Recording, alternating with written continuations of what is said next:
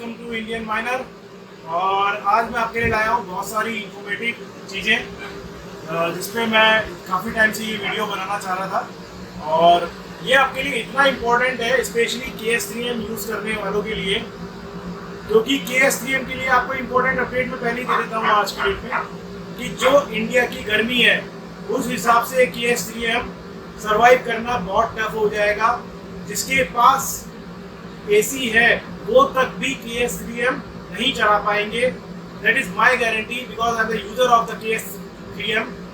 मैं आपको क्लियरली बता रहा हूँ। तो उसका एक परफेक्ट सोल्यूशन मैं आपके लिए लाया हूँ और ये वीडियो बहुत इंपॉर्टेंट है। आपको पता है कि आलतू फालतू वीडियो मेरे को बनाने का टाइम नहीं होता है। मैं जो बनाता हूँ सीधे सटीक और इन्फॉर्मेशन वीडियो बनाता हूँ। यहाँ पे जो आपके लिए जरूरी होती है, जो इम्पोर्टेंट वीडियो होती है, वही मैं बनाता हूँ। हमको आज और जो बोर्ड मिला है वो मिला है S19J Pro। This is the shorting completely. The 20 volt boost circuit is also short, तो उसकी वजह से यहाँ चिपें भी शॉर्ट हुई हैं। उसके बाद सेकेंडली क्या है कि ट्रांजिट डैमेज भी मिला है, तो ट्रांजिट डैमेज भी करेंगे इसको। उसके बाद सेकेंडली थर्डली हमको इसके साथ मिला है K Pro बोर्ड। तो K Pro बोर्ड, ये जो दोनों बोर्ड है ये हमको दिल्ली से मिले हैं, जहाँ पे कोई रिपेयर सेंटर होगा इसको रिपेयर करने का। तो ये बोर्ड वो नहीं कर पाए, ठीक है चलो चलेगा।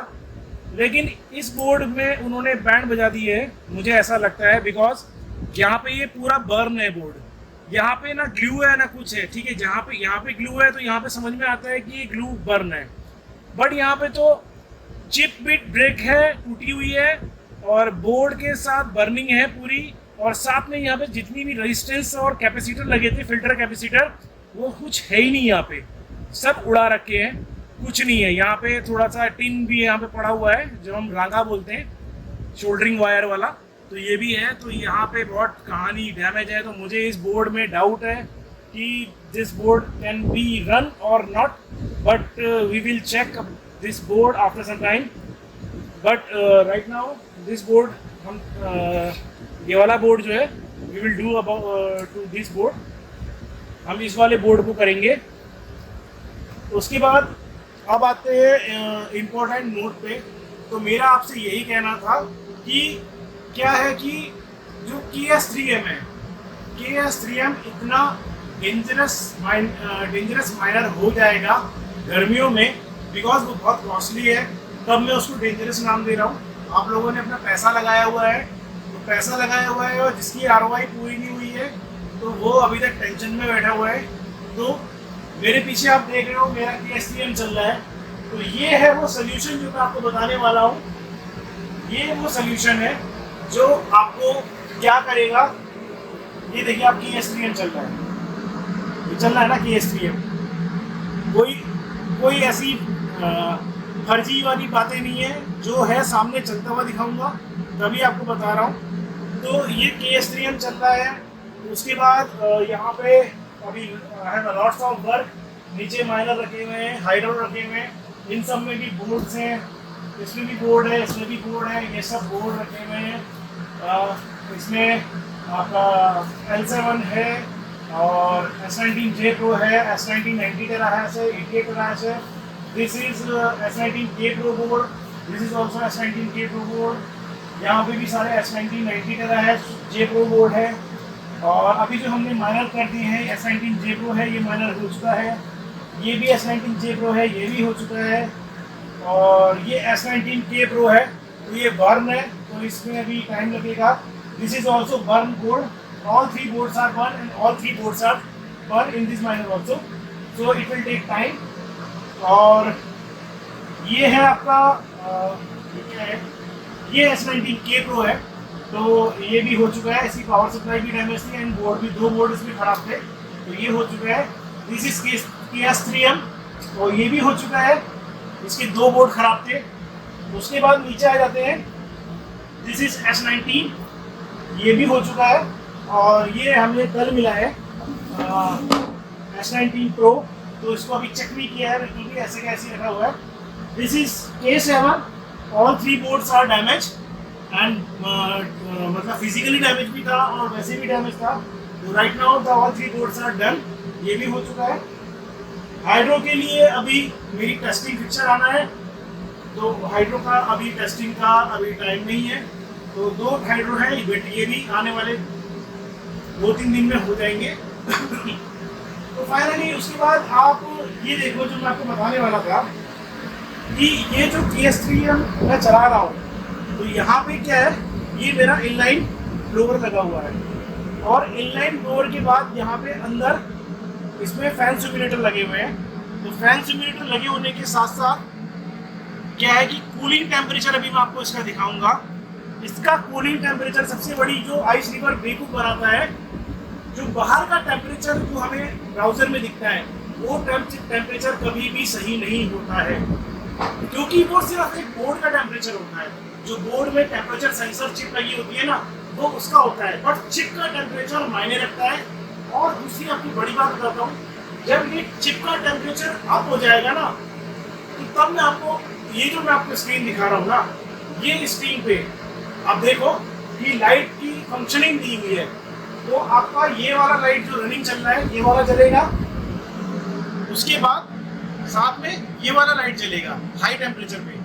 अगर हमारा नेटवर्क इशू होगा तो ये दोनों लाइट जलेगा, और अगर नेटवर्क नॉर्मली वे में टेम्परेचर इशू होगा तो ये वाला जलेगा, और जब प्रॉब्लम आएगी वो डिटेल मैंने आपको यहाँ से दिखा रखी है। तो इसमें हमने फैन सिमुलेटर लगाए हुए हैं, उसके साथ साथ एक ब्लोअर लगाया हुआ है, इसके चारों फैन हमने निकाल दिए हैं। और साथ में बहुत इंपॉर्टेंट चीज कि हमने इसकी पेस्टिंग चेंज कर दी है। जो KS3M के साथ पेस्ट लगा हुआ आता है, इतनी बड़ी कॉस्ट कटिंग करी हुई है कि वो इतना घटिया पेस्ट होता है कि S19 वाला पेस्ट भी उससे कहीं ज़्यादा अच्छा होता है। तो ये जो पेस्ट लगा हुआ है, इसमें अगर आप अभी KS3M चलाओगे तो चिप का टेम्परेचर जाएगा 110-105 डिग्री टेम्परेचर उसका हीट पे जाएगा। अब ये कैसे पता चलता है कि आपको ये हीट पे जा रहा है नहीं जा रहा है? तो आओ मैं आपको यहाँ पे दिखाता हूँ अपनी स्क्रीन पे, कैमरे से ही दिखाएंगे, स्क्रीन रिकॉर्ड नहीं करेंगे। यहाँ पे दिखाओ, ये अभी देखो मेरा KS3M चल रहा है। अभी मैं इसे बंद करता हूँ और सीधे आपको इसको खोल के दिखाता हूँ। तो यहाँ पे हमें क्या करना है, अपना IP डाल देना है, और IP डालने के बाद हम रीड पे क्लिक करेंगे। यहाँ KS3L और M सेलेक्ट करेंगे, तो यहाँ पे आपको सारी चिप्स की इंफॉर्मेशन 1 से लेकर 56 चिप तक, 56 चिप तक ये सारी दिखा देगा। यहाँ क्लिक करो तो सब बोर्ड 1 का मेरा हाई टेम्परेचर जा रहा है 86 और सबसे लो टेम्परेचर जा रहा है 64। और यहाँ पे आप देखोगे तो ये दिखा रहा है यहाँ पे चिप टेम्परेचर मैक्सिमम 86 और एवरेज टेम्परेचर 77 और 64। और अभी 5 घंटे से ये मशीन चल रही है, 5.5 घंटा हो गया है इसे, ठीक है। दूसरे बोर्ड में सेम कंडीशन है, 86 टेम्परेचर हाई पे और 65 लो पे, और 3 पे जाओगे तो 88 हाई पे और 66 लो पे। जैसे ही टेम्परेचर 91 हो जाएगा तो वार्निंग अलर्ट चालू हो जाएगा, यहाँ पे ग्रीन की जगह ये येलो हो जाएगा। जैसे ही टेम्परेचर 100 से ऊपर जाएगा, 99 के ऊपर जाएगा, तो डेंजर कंडीशन में आ जाएगा। और इफ कोई चिप काम नहीं करेगा तो वो ग्रे कलर में आ जाएगा, फॉल्टी दिखाएगा, ठीक है। तो ये इसका पूरा सिनेरियो है इसको मॉनिटर करने का, क्योंकि इसमें आपको पता है KS3M में कोई लॉग नहीं आता, कोई डिटेल नहीं होती है कि कितना चिप डिटेक्ट कर रहा है, सीधे ये क्या करता है, रन करता है। उसका रीजन क्या है फ्रेंड, आपको पता है क्यों KS3M में सारी डिटेल नहीं शो होती है, क्यों नहीं होती है? उसका सबसे बड़ा रीजन ये है कि KS3M एक ना दिवाली की झालर की माला है। मैं आपको बिल्कुल करेक्ट बोल रहा हूँ, हंसोगे मेरी बात पे, बट रियली में KS3M एक दिवाली की झालर की माला टाइप है कि अब यहाँ से पावर दिया और सारे के सारे बल्ब जल गए। अगर एक बल्ब भी फ्यूज होता है तो दिवाली की झालर में क्या होता है, सारे बल्ब बंद हो जाते हैं। बट यहाँ पे क्या होता है, जो हमारा S19 और एंटीवायरस वाले जो बोर्ड है उनमें क्या होता है, उनमें EEPROM सिस्टम होता है। ये देखो आप, ये वाला board, this is called EEPROM। यहाँ पे इस माइनर की सारी इंफॉर्मेशन होती है, यहाँ पे इस माइनर की सारी इंफॉर्मेशन होती है। हर अंट माइनर में आपको EEPROM मिलेगा, दैट इज द EEPROM। उसके बाद S19 K Pro ले लो, दिस इज द EEPROM। सारी इसकी डिजिटल इंफॉर्मेशन में दी होती है, जितना ये नंबर्स वगैरह लिखे होते हैं, सीरियल नंबर लिखे होते हैं, सब इसमें होता है अवेलेबल। इसी से माइनर डिटेक्ट करता है सारी चीजें, ठीक है। इसमें एक पूरा सॉफ्टवेयर डला होता है इसका। लेकिन KS3M का बोर्ड आपको दिखाता हूँ मैं अभी, आप 1 मिनट रुकिएगा। आओ जरा।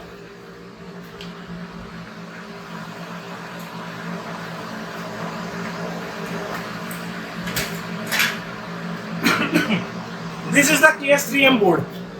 ये डैमेज है तो इसका चिप अभी मंगवा रखा है, क्योंकि चिप बहुत डिमांडिंग है और बहुत महंगा है, $150 का चिप पड़ता है एक। तो KS3M का इसका चिप मंगा रखा है, टेस्टर भी आ रहा है। देखो आप यहाँ दिखाओ, यहाँ पे कोई EEPROM नहीं है, बट यहाँ पे पोजीशन दी हुई है EEPROM की, बट पोजीशन देने के बाद यहाँ पे EEPROM नहीं है। मतलब ये एक दिवाली की झालर की माला आप ये कह सकते हो। यहाँ से प्लस पावर गई, ऐसे ऐसे ऐसे ऐसे ऐसे होके यहाँ पे माइनस आ गई। ठीक है, जैसे कि एक बल्ब होता है ना, बल्ब में आप आगे टंगस्टन वायर होती है बीच में, तो इधर से भी पॉजिटिव जाता है, इधर से नेगेटिव जाता है, बीच में बल्ब जल जाता है। सेम कंडीशन इस बोर्ड की है KS3M की। ठीक है, आइस रिवर KS3M में कोई EEPROM नहीं होता है। दैट्स वाई क्या रीजन है खराब होने का सबसे ज्यादा, और इसमें कोई डिटेल ना होने का। और KS3M आइस रिवर हमेशा क्यों बोलता है, उनकी एक पहली शर्त होती है, इनकेस अगर आपका माइनर अंडर वारंटी है, 6 मंथ की वारंटी मिलती है और आपका माइनर अंडर वारंटी है और आपके माइनर में कुछ भी हो जाता है, तो अंट माइनर में क्या होता है, अंट माइनर में आप उसका हैशबोर्ड निकालो और उसको भेज दो, तो क्या होगा कि उसके में EEPROM है, वो वहां से आपका सीरियल नंबर निकालेंगे और उसकी वारंटी चेक करेंगे, और आप भी वारंटी चेक कर सकते हो जैसे कि आप माइनर की वारंटी चेक करते हो अंट माइनर की वेबसाइट पर जाके। बट यहाँ तो कोई डिटेल ही नहीं है, तो वो चेक कैसे करेंगे? तो उसके लिए ही वो पूरा माइनर मांगते हैं, कभी भी वो माइनर सिंगल हैशबोर्ड नहीं मांगते हैं। दूसरी इंपॉर्टेंट चीज बताता हूँ, एक हैशबोर्ड को रिपेयर करने का वो $2000 लेते हैं KS3M का। उसमें वो हैशबोर्ड रिपेयर नहीं करते हैं, वो आपका हैशबोर्ड लेंगे और आपको नया हैशबोर्ड दे देंगे। इन केस ऑफ दैट कि अगर आप अपना हैशबोर्ड वापस लेना चाहते हो और वो अपना हैशबोर्ड वापस लेना चाहते हो और नया हैशबोर्ड भी लेना चाहते हो जो खराब हो गया है, तो वो आपको $4000 चार्ज करेंगे। तो उस केस में ये अच्छा है ना कि आप अपना हैशबोर्ड दे दो और वो ले लो, या फिर आप रिपेयर करा लो। यहाँ पे जो कॉस्टिंग आती है रिपेयर करने की, मेरे पास एक KS3M हैशबोर्ड रिपेयर करने का मैं 40 से 60,000 समथिंग अभी चार्ज कर रहा हूँ। ठीक है, इन केस ऑफ दैट एक चिप खराब होता है या 2 चिप खराब होता है तो ये चार्जेस है 40,000 समथिंग। मोर देन अगर 4 चिप या 2-3 चिप खराब होता है तो 60,000 में बात हो जाती है। उसके बाद चिप टू चिप वेरी करेगा कि कितना चिप खराब हुआ है। वो झालर वाली कंडीशन है, एक फ्यूज हुआ तो 2-4-3-4 फ्यूज हो सकते हैं, पॉसिबिलिटी है। ठीक है, तो ये कहानी है। और चिप की कॉस्ट ओपन है, इंटरनेट पे जाओ, आप खोल के देख सकते हो वेबसाइट में ब्लेंडेड चिप की कॉस्ट क्या आएगी, कम से कम $150 की चिप आएगी। तो $150 अप्रॉक्सिमली आप मान के चलो कि 13,000 रुपये या 14,000 रुपये समथिंग का चिप। तो मुझे लगाने में भी डर लगता है सम टाइम। क्या होता है, माइनर में ब्लास्टिंग भी होती है, कभी कभी कुछ भी हो जाता है, शॉर्ट सर्किट भी होता है। तो $150 का लगभग चिप का कॉस्ट है। तो मेन इंफॉर्मेशन ये थी, सेफ्टी है, सेफ्टी पर्पज से। राइट नाउ ये जो आपका ब्लोअर आपको दिख रहा है अभी, ये आपको जितना ब्लोअर चाहिए आपको मेरे से मिल जाएगा। और मेरा परफेक्टली प्रॉमिस है कि जो टेम्परेचर मैंने आपको ये दिखाया है अपने माइनर का, ये टेम्परेचर मैं आपको आपके माइनर पे लाके दे सकता हूँ। ये मैं आपको ठोक के बोलता हूँ, लेकिन आपको इन्वेस्टमेंट करना होगा, बहुत ठरकी सा इन्वेस्टमेंट कह सकते हैं, against to the cost of this minor. 7.5-8 lakh का माइनर है, उसके अगेंस्ट में जो मैं आपको सेफ्टी पर्पस बता रहा हूँ ना, वो बहुत छोटा सा बता है। और इसको लगाने का तरीका है, इसको लगाने का तरीका ये है, हम इसको अलग से कभी भी ऑन ऑफ करने वाला नहीं लगाएंगे। हम इसको ऐसे लगाएंगे कि माइनर ऑन हुआ तो ये ऑन होगा, माइनर ऑफ हुआ तो ये ऑफ होगा। अभी आप देखो, मैंने यहाँ लाइट चली गया, ठीक है, ये भी बंद हो गया, माइनर भी बंद हो गया। ठीक है, 2 सेकंड बाद अभी PSU की पावर ऑन है तो उसमें करंट है, जब वो बंद हो जाएगा तो हम पावर ऑन करके आपको दोबारा दिखाएंगे। तो क्या होगा कि जैसे ही मैं इसको ऑन करूंगा, ठीक है, तो माइनर, जैसे ही मैं इसको ऑन करूंगा तो माइनर के साथ साथ ये ब्लोअर भी ऑन होगा। तो सेफ्टी पॉइंट ऑफ व्यू से कभी भी ऐसा नहीं होगा कि ब्लोअर बंद रह गया और माइनर चल गया, वो बहुत डेंजरस कंडीशन हो जाएगा। तो वो सब तरीके मैं आपको बताऊंगा कि कैसे कनेक्शन करना है, क्या तरीके से करना है। वैसे तो बहुत सिंपल कनेक्शन है, बट मैं आपको बता दूंगा कि कैसे करना है। अभी पीएसयू की पावर ऑफ हो गई है, इसको चलाते हैं। अब हम इसको माइनर को ऑन करेंगे, ठीक है। देखो आप, उधर माइनर ऑन हुआ, इधर ब्लोअर ऑन हो गया, ठीक है। तो ऐसा बिल्कुल पॉसिबल नहीं होगा कि माइनर ऑन होने के बाद ये हो जाएगा। और इधर देखो आप स्क्रीन पे, जैसे ही माइनर बंद हुआ टीसीबी कनेक्शन फेल्ड, ये बंद हो गया। अभी क्या है, यहाँ हम ओके करेंगे और इसे फिर से रीड करेंगे तो यहाँ पे कुछ नहीं शो होगा, TCB connection failed, because minor अभी ऑन हो रहा है। तो जैसे ही माइनर ऑन हो जाएगा और अपनी कंडीशन पे आएगा तो ये टीसीबी कनेक्शन यहाँ पे आपको सारे बोर्ड की इंफॉर्मेशन फिर से दोबारा से दिखने लग जाएगी, ठीक है। तो ये एक वीडियो आपको बना के देने का मेरा पर्पस यही था कि आप लोग इस इंडिया की डेंजरस गर्मी में, जो इस माइनर के लिए नहीं बनी है, इस माइनर के लिए नहीं सुटेबल है, सही राइट वर्ड इज कि इस माइनर के लिए सुटेबल नहीं है, तो उसका सोल्यूशन यही है। ये लगेगा, ठीक है, हर तीनों हैशबोर्ड में पेस्ट लगेगा। हाँ, मैं पेस्ट की बात कर रहा था, वो बाद में दिमाग से निकल गया। जो पेस्ट इसमें लगा होता है वो 4 वॉट का होता है, 4 वॉट का होता है। अभी क्या है कि जो अंडरमाइनर में पेस्ट आता है वो भी 4 वॉट का आता है, बट इसकी कंडीशन इतनी अच्छी नहीं है पेस्ट की, कॉस्ट कटिंग करने की पूरी सियाई कर रखी है। अब उसके बाद क्या होता है कि हमें नॉर्मली इसमें जो पेस्ट मार्केट में मिल जाते हैं वो ज़्यादा 6 किलोवाट के, 8 किलोवाट के, 9 किलोवाट के, 10 किलोवाट के मिलते हैं, सीपीयू वगैरह में यूज़ करते हैं ओवरक्लॉकिंग के लिए। बट इसमें राइट नाउ जो मैं अभी पेस्ट यूज़ कर रहा हूँ दैट इज 15 किलोवाट पेस्ट और 17 किलोवाट पेस्ट, जो इसको इतना कूल रखा हुआ है कि मेरी सारी चिप का टेम्परेचर 90 बिलो है, अदरवाइज 90 अबव जाएगा। तो 2 चीज़ें काम कर रही है इसको कूल रखने में, एक ये ब्लोअर और एक वो थर्मल पेस्ट। दोनों थर्मल चीज़ें मेरे पास अवेलेबल है। आपको जब चाहिए होगा, आप मुझे 2 दिन का टाइम दोगे, आपको 2 दिन में वो चीज़ मिल जाएगी। इस ब्लोअर के साथ क्या क्या चीज़ें चाहिए होंगी, इस ब्लोअर के साथ आपको 2 फैन सिमुलेटर चाहिए होंगे, एक इसका श्राउड लगेगा, श्राउड चाहिए होगा, और एक ब्लोअर चाहिए होगा, बस दैट्स इट। और बहुत इजी इंस्टॉलेशन है। आप अगर आप अच्छे से देखोगे तो हमने यहाँ पे क्या किया है, हमने अंदर फैन सिमुलेटर लगा दिए खोल के, हमने यहाँ से फैन निकाल दिए और ये श्राउड लगा दिया, इसको टेपिंग कर दी, ठीक है। उसके बाद हमने आगे से क्या है, ये मैंने किया है, आप कुछ भी और भी कुछ चीज़ें कर सकते हो, बट मैंने यहाँ पे एक मैश लगा दी है, जाली लगा दी है और इसको टेपिंग कर दी है। ये इस एल्यूमिनियम जाली है, तो अच्छी तरह से इसको टेपिंग कर दी है। और इसका नीचे का तरीका देखो, स्टेबल होना चाहिए ऐसे करके माइनर से आगे, ताकि इस पर लोड ना आए। इस पर हमें ज़्यादा लोड नहीं देना बिकॉज इसका भी एक प्लेट है। अब आते हैं मेन चीज़ पावर कंजप्शन में।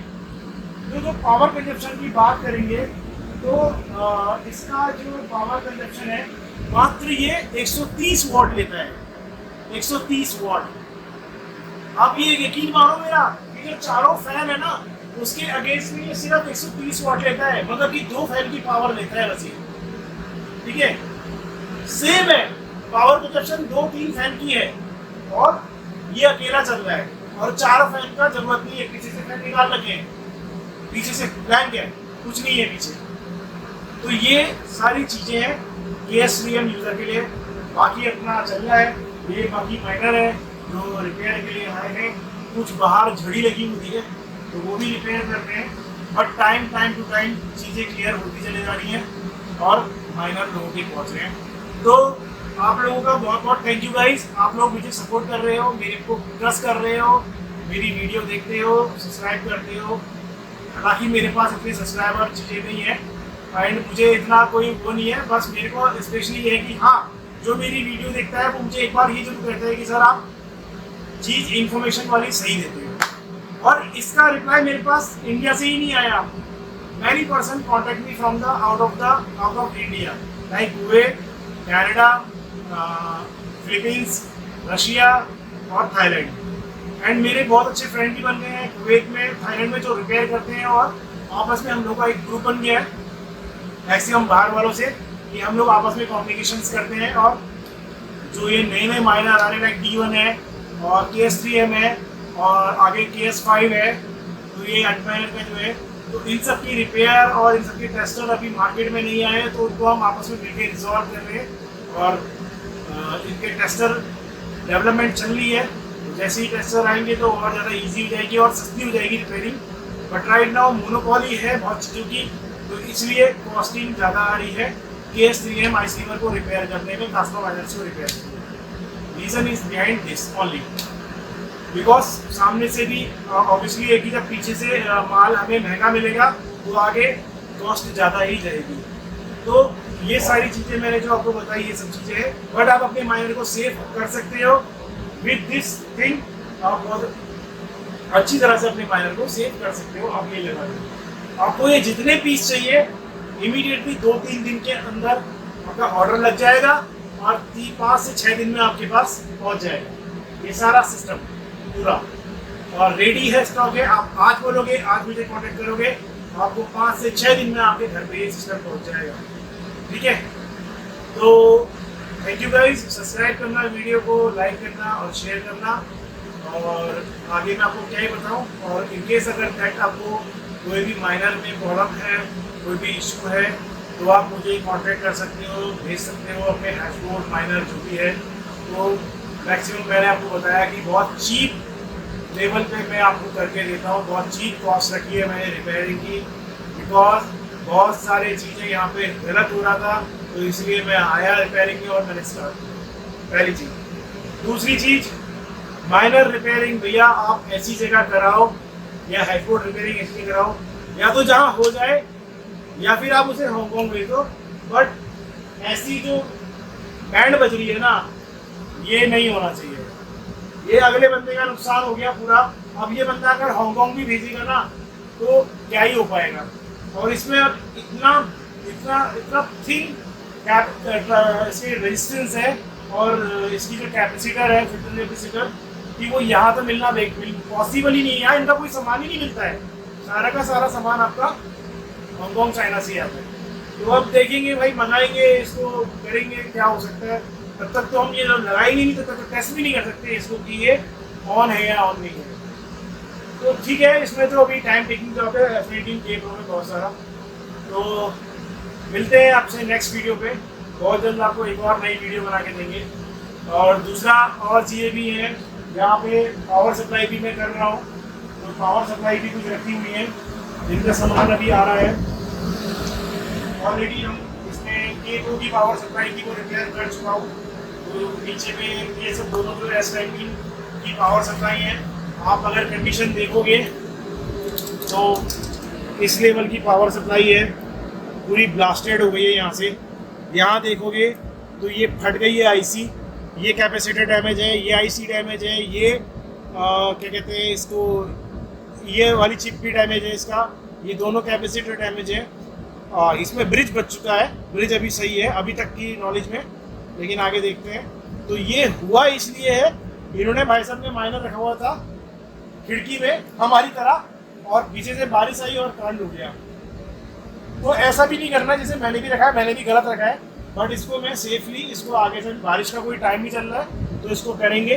तो एक ये है पावर सप्लाई, एक पीछे पावर सप्लाई है, इसमें शॉर्टिंग है, इसमें ब्रिज उड़ा हुआ है, तो इसको भी करेंगे। और उसके बाद एक S19 K2 वाली जो पावर सप्लाई थी हमने कल कर दी थी, ये वाली पावर सप्लाई हमने कल कर दी थी, और हैशबोर्ड तो हमने पहले ही कर दिए थे। एक्चुअली हैशबोर्ड हमने पहले किए थे और टेस्ट किए थे तो हमारे चल रहे थे। जब हमने पूरा फिट करके माइनर चलाने की ट्राई किया कि चलो माइनर चला के देखते हैं, तो हमें पता चला कि ये पावर सप्लाई भी डैमेज है, पावर सप्लाई में 15 वोल्ट तो निकल ही नहीं रहा है। तो फिर इसको हम कर लिए। और दूसरी बड़ी बात गाइस की क्या है कि मैंने आपको ये चीज़ बताई थी, दूसरी बड़ी बात क्या है गाइस कि मैं जो आपको ये दिखा रहा हूँ, आपको इतना वीडियो आपने पूरा देखा, आपने सारी चीज़ें देखी, आपको साउंड आई, विजुअल साउंड जो माइनर में आती है आपको नहीं होगी। ठीक है, तो बेनिफिट क्या क्या है भाई, ये देखो, इसके बेनिफिट है कूलिंग, साउंड रिडक्शन। ठीक है, ये सबसे जरूरी चीज़ है इस माइनर में। हर आदमी इसी से परेशान है।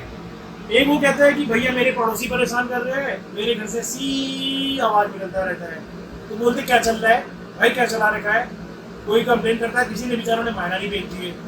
दूसरा क्या है, भैया गर्मी बहुत हो गई है, टेम्परेचर 85 अबव जा रहा है, भैया क्या करें, भैया ये लगाओ। ठीक है, तो ये लगाने के इतने बेनिफिट हैं, आप खुद ही देख सकते हो। आपको जब चाहिए जितना चाहिए आपको अवेलेबल हो जाएगा। वीडियो बहुत लंबी हो जाएगी तो इसलिए अब इस वीडियो को यहीं क्लोज करते हैं। और अगर जिस भाई को भी ये चाहिए तो कॉन्टैक्ट नंबर मेरा हर वीडियो में है, हर जगह पे, व्हाट्सएप पे, और आप मुझे कॉन्टैक्ट कर सकते हो। टेलीग्राम पे ग्रुप में ज्वाइन होकर के वहाँ से कॉन्टैक्ट कर सकते हो, डायरेक्ट फ़ोन भी कर सकते हो, ठीक है। तो आपको जब चाहिए जितना चाहिए आपको ये मिल जाएगा। तो चलिए मिलते हैं नेक्स्ट वीडियो में, तब तक के लिए बाय, गुड नाइट।